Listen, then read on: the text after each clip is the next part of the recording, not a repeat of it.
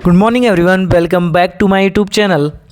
तो आज हम बात करते हैं RUHS BSc nursing second semester के nursing foundation first and second जो पार्ट है, या इसको वॉल्यूम बोल सकते हैं, कि जो कि फर्स्ट ईयर के अंदर तो उसका फर्स्ट पार्ट आता है और सेकेंड ईयर के अंदर जब मेन पेपर लगता है तो उसका सेकेंड पार्ट आता है। तो अब हम बात करते हैं सबसे पहले कि पहले तो मैं बता दे रहा हूँ आपको सबसे फर्स्ट ऑफ इन्फॉर्मेशन कि जो पिछली वीडियो हमने बनाई थी कम्युनिटी के अंदर एग्जैक्ट पेपर उसी से आया है। तो आप इस वीडियो को भी स्किप मत कीजिएगा, लास्ट तक देखिएगा और एक एक क्वेश्चन को ध्यान से पढ़िएगा, आपको बहुत ज़्यादा आसानी होगी।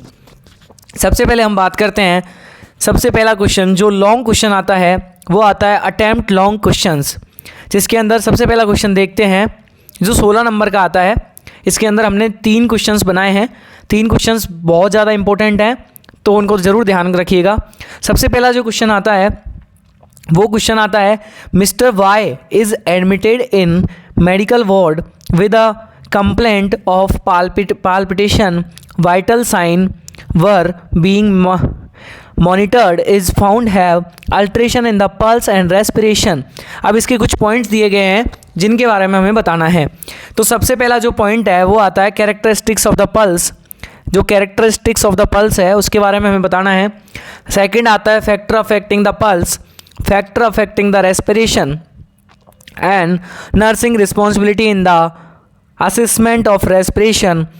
ये इसके 4 पॉइंट दिए गए हैं और इसके अथवा में एक क्वेश्चन दिया गया है कि describe the admission and discharge procedure briefly and nursing intervention of the admission and discharge procedure.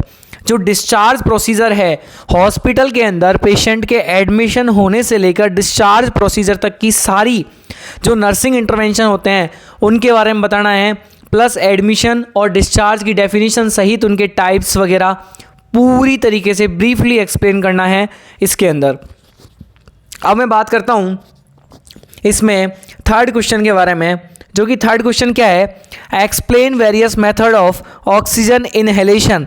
Oxygen inhalation का क्वेश्चन मैंने इससे पहले वाली एक वीडियो बनाई थी नर्सिंग फाउंडेशन के जो इंपॉर्टेंट क्वेश्चंस के बारे में, उसमें भी मैंने बताया था कि ऑक्सीजन इनहेलेशन से क्वेश्चन हम इससे पहले वाली जो वीडियो थी उसमें मैंने बताया था कि ऑक्सीजन इनहेलेशन से ही क्वेश्चन बनता है। अब सेकेंड जो इसका पार्ट देखते हैं वो देखते हैं right a nursing management of the patient with dyspnea and write the observational procedure to be done giving in the steam inhalation। मतलब इसके अंदर 3 पॉइंट दिए गए हैं, इन तीनों पॉइंटों को एक्सप्लेन करना है ब्रीफली तरीके से, तब जाकर हमें ये क्वेश्चन फुली सेटिस्फाइड होगा। क्योंकि पेपर के अंदर क्या होता है कि लॉन्ग क्वेश्चन आता है, लॉन्ग क्वेश्चन को ब्रीफली एक्सप्लेन करना होता है, ये चीज़ें आप भी जानते हो। अब ब्रीफली एक्सप्लेन तभी होगा तब हम उसके सारे पॉइंट्स पढ़ेंगे और उन पॉइंटों के अकॉर्डिंग हम जवाब देंगे। बहुत सारे बच्चे ऐसे कहते हैं कि पेपर को पढ़ने के बाद क्या तुरंत ही उसके अंदर जो समरी होती है वो अपन मेंशन कर देंगे। बिल्कुल नहीं, ऐसा बिल्कुल नहीं होता है।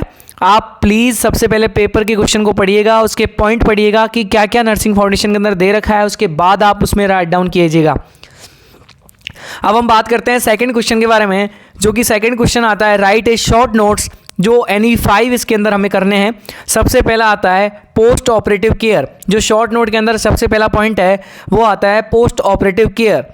अब सेकंड जो आता है वो आता है लेवल ऑफ डिजीज़ प्रिवेंशन, कि डिजीज़ प्रिवेंशन को लेकर जो उसके लेवल्स हैं primary, tertiary, secondary and quaternary levels, उनके बारे में बताना है।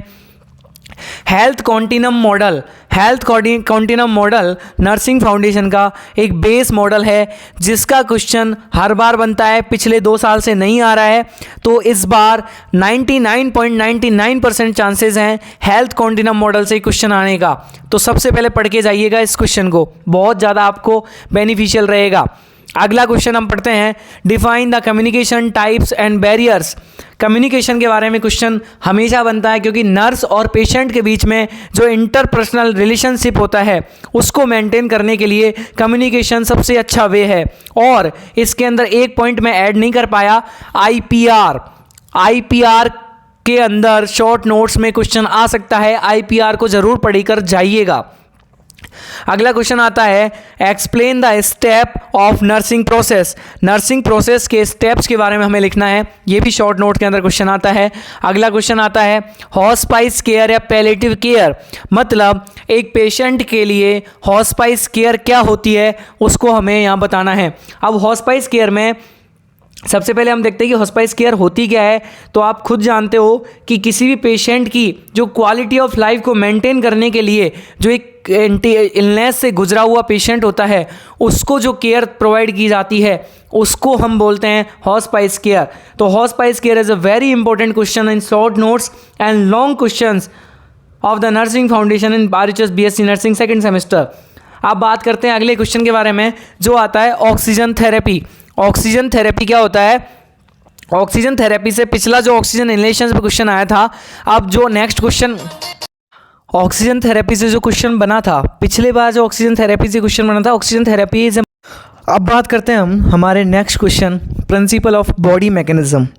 बॉडी मैकेनिज्म से जैसे कि आपने देखा है क्वेश्चन बनते रहते हैं, क्योंकि बॉडी मैकेनिज्म से होम्योस्टेटिस का क्वेश्चन आ सकता है। बहुत सारी ऐसी चीज़ें हैं कि जो कि कन्फर्मेटरी होती हैं बॉडी मैकेनिज्म से, तो आप इनको ज़रूर ध्यान रखिएगा। अगले क्वेश्चन के हम ऊपर चलते हैं तो उसको बोलते हैं हम कंफर्ट एंड सेफ्टी डिवाइस। अब कंफर्ट और सेफ्टी डिवाइस के बारे में भी क्वेश्चन बहुत सारे बने हैं, क्योंकि कंफर्ट और सेफ्टी डिवाइस वाली जो यूनिट है वो मोस्टली हमेशा प्रेफरेंस में रहती है कि नर्सिंग फाउंडेशन के अंदर कंफर्ट एंड सेफ्टी डिवाइस की हमेशा प्रेफरेंस रहती है। अब हम बात करते हैं हमारे नेक्स्ट अगले क्वेश्चन की तरफ जाकर। Right a very short note answer of following questions. सबसे पहला medical and surgical asepsis. Medical and surgical asepsis का जो फ्रेंड्स सबसे बड़ी बात यह है कि इसके ऊपर देखो लॉन्ग क्वेश्चन भी बन सकता है कि मेडिकल और सर्जिकल एसेप्सिस को ब्रीफली एक्सप्लेन करने के लिए लॉन्ग क्वेश्चन बन सकता है। सेकंड बनता है बायोमेडिकल वेस्ट मैनेजमेंट के ऊपर, जो शॉर्ट नोट में क्वेश्चन आएगा, वेरी शॉर्ट नोट में। हॉस्पिटल की डेफिनेशन और इसके टाइप्स के बारे में, जो जर्नल इसके टाइप्स होते हैं उनके बारे में, और हॉस्पिटल की डेफिनेशन के बारे में। अगला जो क्वेश्चन आता है वो आता है factor affecting the blood pressure. Factor जो ब्लड प्रेशर को फैक्टर अफेक्ट करते हैं उनके बारे में क्वेश्चन बन सकता है। अगला बनता है होम्योस्टेटिस के बारे में कि होम्योस्टेटिस से भी क्वेश्चन बन सकता है। नर्स एज ए प्रोफेशन, इसके ऊपर क्वेश्चन बन सकता है। डिफाइन द नोजोकोमियल या hospital acquired infection, very important question है आपके। सबसे पहली बात कि एग्जामिनर हमेशा देता है नोजोकोमियल इन्फेक्शन को, क्योंकि नर्सिंग फाउंडेशन के अंदर लिखा हुआ है सिर्फ हॉस्पिटल एक्वायर्ड इन्फेक्शन। अब बच्चे इस चीज़ के अंदर परेशान हो जाते हैं कि नोजोकोमियल इन्फेक्शन अलग होता है, हॉस्पिटल एक्वायर्ड इन्फेक्शन अलग होता है। तो सीधी सी बात है कि नोजोकोमियल इन्फेक्शन हो गया। अब बात करते हैं हम डिफाइन या factor affecting the pulse. Pulse के जो फैक्टर हैं जो अफेक्ट करते हैं पल्स को, उनके बारे में। अगला क्वेश्चन आता है हाइपोथर्मिया और हाइपरथर्मिया, इनके ऊपर क्वेश्चन आ सकता है, क्योंकि हाइपरथर्मिया और हाइपोथर्मिया के ऊपर क्वेश्चन आया है हमेशा। कोल्ड एप्लीकेशन, हॉट एप्लीकेशन के ऊपर क्वेश्चन बन सकता है, क्योंकि कोल्ड एप्लीकेशन और हॉट एप्लीकेशन के ऊपर क्वेश्चन आए हुए बहुत पेपरों में सालों हो गए लगा लो। कि हमारे जब 2021 के अंदर जो पेपर बना था उसके अंदर नर्सिंग फाउंडेशन के अंदर कोल्ड एंड हॉट एप्लीकेशन पर क्वेश्चन आया था। स्पॉन्ज बाथ पे क्वेश्चन आ सकता है कि sponge bath and it's type के ऊपर क्वेश्चन आ सकता है। स्पॉन्ज बाथ के ऊपर क्वेश्चन आ सकता है। अब हम चलते हैं हमारे अगले क्वेश्चन के ऊपर, जो है कि फोर्थ क्वेश्चन है, जिसके अंदर अब हमें PY के क्वेश्चन सॉल्व करने हैं। सबसे पहला देखते हैं हम हॉस्पिटल एक्वायर्ड इन्फेक्शन मीन्स। सबसे पहला क्वेश्चन ये आ गया, प्राइमरी इन्फेक्शन, टेराटोजेनिक, नोजोकोमियल या इडियोपैथिक। सेकंड क्वेश्चन हमारा है collapsing pulse is also known as a बैगमी pulse, water hammer pulse, pulse अल्ट्रारम पल्स, बाउंडिंग पल्स। अगला क्वेश्चन जो हमारा आता है वो है chemical restraint is known as a मम्मी रिस्ट्रेंट, कैलो रिस्ट्रेंट, साइको एक्टिव रिस्ट्रेंट और रिस्ट रिस्ट्रेंट।